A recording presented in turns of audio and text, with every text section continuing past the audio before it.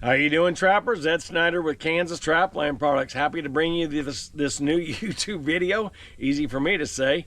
I want to say thank you to everyone who's given me such an outpouring of support from my video yesterday. And in appreciation, even though I don't get anything monetized wise, I do want to show an appreciation video for you. And I got thinking about what can I do for the trappers to thank you for what you've offered me yesterday in the kind words and in the sense of orders. And I received a lot of orders, and I got a lot of inquiries and orders from the UK and also from Canada. So thank you all very much. And these videos I'm going to show you are going to take you around, and I'll try to get it in the next couple of weeks around the different parts of the country that I've actually trapped in. I thought that might be kind of fun, and put me in a position to where maybe it's closer to where you trap or something like that. I think that'd be kind of fun, and I'm going to try to find footage that I hadn't shown you before. So today we're up in the North Woods of Maine, and I'm going to show you some footage of what I've learned to be good marten country. Generally speaking, and the video is going to talk about it, but this is the first day I actually caught a marten in my life. I don't show that in this video, but I want to show you what marten location would look like. Much like canine trapping, when you're trapping on the edge of a cornfield, using that as an example, you can't see the corn for the stalks, right? Or something like that, just like can't see the woods for the trees. So what do you look for? What makes something stand out? And usually what we're looking for is that salient feature, or that object that stands out to us visually speaking, or could be a fence line, could be a crop change, it could be a clump of foxtail grass. Something like that stands out. Well, when you're in the timber, generally speaking, what I'm looking for on marten trapping is I'm looking for a brook. Generally, that's easiest, crossing the road, because your road trapping is what you're doing along the logging roads. So you're looking for that brook. There's other places to look at, but that's an easy one for us to start on. Whether you're setting above the road or below the road, we're still much like canine trapping. We're looking for a salient feature, something that stands out. What is it that the marten and the fisher are doing? A featureless hillside, say it didn't have any deadfall, it had no rotten trees, it had nothing. Say it's just young trees and there's nothing thick or anything. It's just one immense dark area. That's kind of a tough area to trap. It doesn't mean a marten isn't going to go through there, but what's going to attract the marten to that location? So in this video, it's going to show you something of what to look for. I'm finding the salient feature in this area. So for this short video, even though you may never marten trap or anything like that, believe me, I didn't think I was ever going to marten trap either, but I did, and I had a lot of fun, and I had wonderful experiences. Just like all of my trips, there's been always something special to take away from these trips, and I'm going to be right honest with you. I was a fish out of water on this one. I knew I was in way over my head. I can be I could be in the middle of nowhere, Midwest, and I feel totally at home. But when you put me in out in the middle of nowhere with all the trees and everything, I felt a little more vulnerable, if that makes sense. It was an amazing experience. I'll never regret it, and I hope one day I can do it again. I've been in contact with John and had a wonderful conversation with him, but it's been wonderful. I hope I can do it again. This is so good, and I know what I can do to make it better for the next time. We'll save that for another video. So I'm going to use my Marten call, which is a lure that I made for myself. I don't have it online. It's kind of like you call it. It was a test for me, so I don't really have. I did catch on it, so I'm happy with it. But and then I'm using beaver meat. The one thing I will guide you is understand that for every marten, there's 500 weasels out there. So remember that to make sure you tie down your beaver meat or your bait, or cage it or whatever, because the weasels can definitely slip through them double long string with 150 conibears, you know, so they can definitely slip through those. So all you're going to do is have a lot of misses per se. I'm not saying all. I mean, I caught a ton of weasels, but you also have a lot of bait missing, or you'll find that the leg of the beaver is stuck into the trap as the weasel try to go through. So food for thought on that. Enjoy the video. Like always, if you like these videos, hit that like and subscribe, and continue supporting me and my business. I sure appreciate it. I have a lot of bait and lures ready to go. If you're interested in a marten call or a fisher call that I use on the trap line, contact me through my email on the site, and we'll arrange a phone call and we'll talk about it. Because I don't really have them made up, but I have the ingredients. I'm happy to do it. We'll figure out a way to pay me for it, and that type of a thing, because they did work for me. And I know since I've returned, I think I know some things that I could do a little bit better, if that makes sense. So you got to begin at the beginning. So walk of 1,000 miles begins with the first step, and that's what I did on that trip. Like always, folks, tight chains until we meet again. I just want to show you kind of what the marten country looks like, the fisher. This is really more marten country from everything I'm understanding, whereas the lower lands is more of your fisher country and that type of a thing. I think it's a beautiful challenge to go off of. The main thing I'm seeing is there is some trends. You know, you're looking at the lay of the land, you're looking for those draws, you're looking for those more looking for a brook, whereas a spring run might just begin right where the road is, and you got 5 foot of spring right there, so you don't really have anything right there too much to follow. But that being said, I've set a few of those as well. But high mountain country up here near Canada. It's beautiful, and it certainly has a way about it to get into. So this morning, like I said, the very first marten I ever caught, and out of 6 set traps.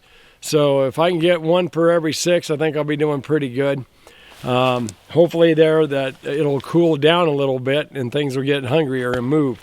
Right now, if I could, I would take off this vest, but you know, it's hunting season up here. Deer season's open. I think there's still a week of moose season left.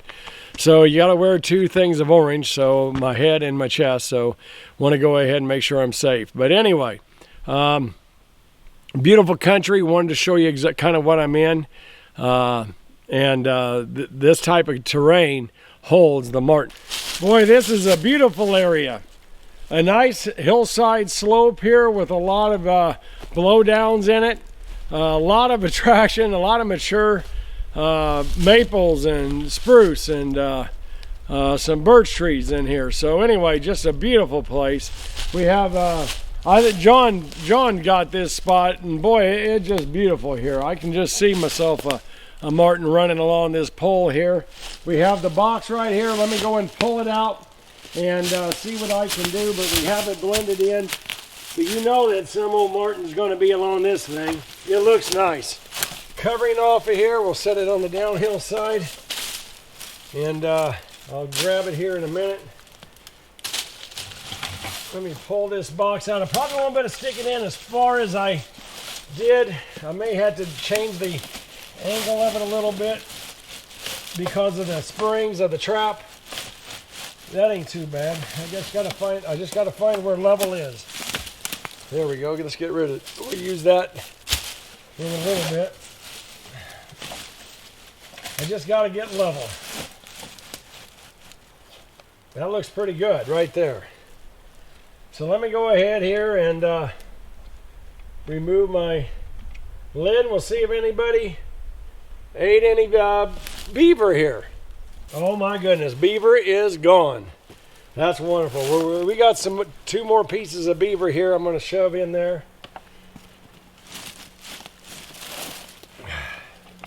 Again, I like the idea of 2 pieces of beaver. If the animal does decide to run out with one, or he slips it by, or gets a mouthful and leaves, well, the good news is I got another piece in there for him. Let's go ahead and use this Marten call. The nice castery odor's got just a hint of skunk in it. There just ain't much left of that one, so I'll just drop it in there. I got another jar here. And let's go ahead and get my fisher lure. And as it turns out, fisher and gray fox.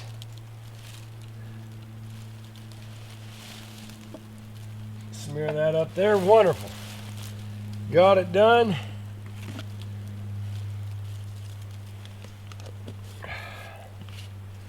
This is just I hope to gosh I get myself a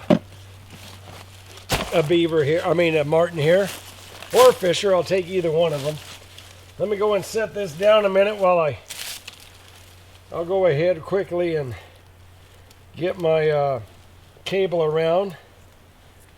Get that out of the way. You know, I have a set about 6/10 of a mile right down the hill down there, and it took me about 5-6 miles to get here. But it really isn't that far away. When you look at the GPS, it tells you, you know, that it's a small world. But I think this is a good area. Nice mature woods. There we go. We'll set that down there. Let's see here. This one here, this trap doesn't have a safety on one side, so I'll just have to... I hope it'll stay on the first try.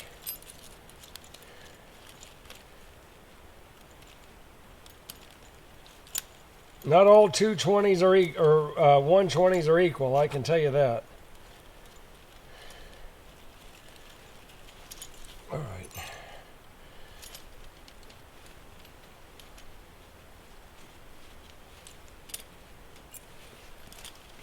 Got it.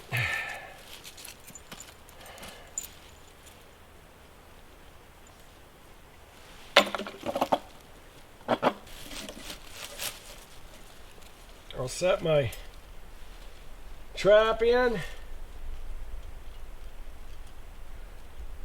Safety off.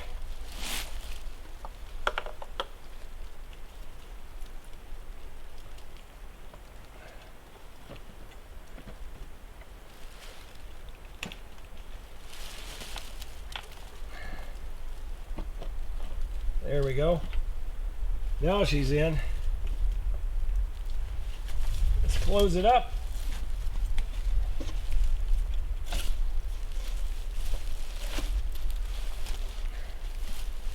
And we'll put our lid on it.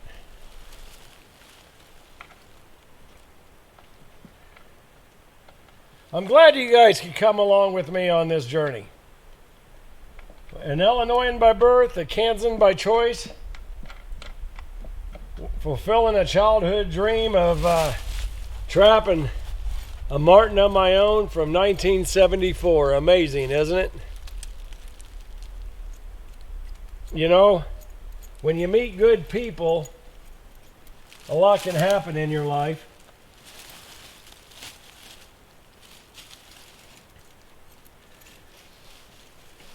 For this trip to happen, I actually have boxes from 2 men, Jason and Dan. I have the knowledge of the land from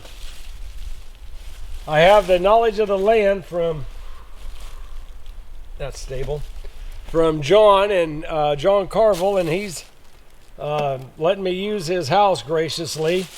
You just can't find that everywhere, you know, and I can't tell you how much I appreciate that. So let's go and cover this thing up. I got high hopes for this spot. I hope you guys do too.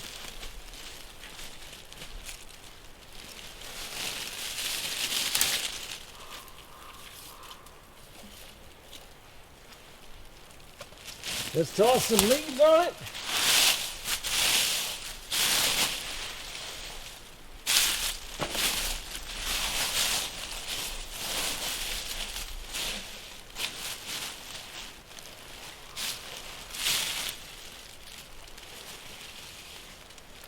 There we go.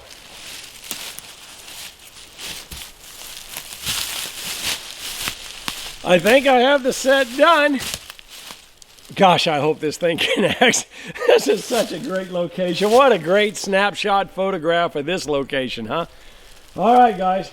I'm going to break off this is the bobcat trapper in me. But I never wanted to have an animal have anything in its face. I'll put it beside it, but won't put it in its face. So let's keep going.